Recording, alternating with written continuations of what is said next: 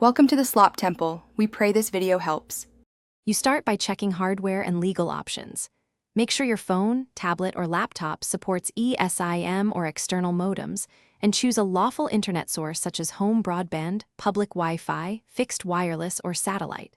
Once you know the source, create or verify the provider account, add payment, and install a VPN to protect traffic.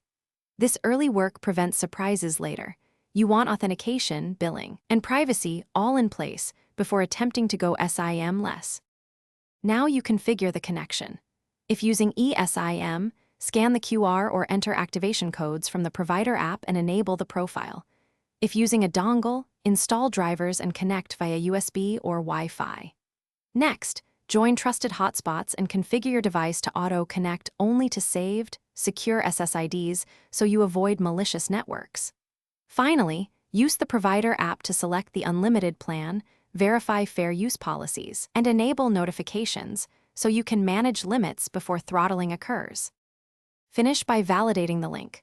Run speed and latency tests to confirm performance and check the plan terms for fair use caps that might trigger throttling. Once done, enable your VPN, set CoS or bandwidth limits on heavy apps, and install a data manager to curb background consumption.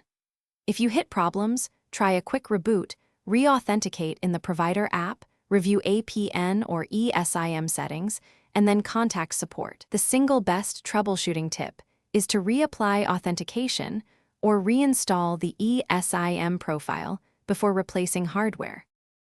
Thanks for watching. Consider subscribing if we helped you.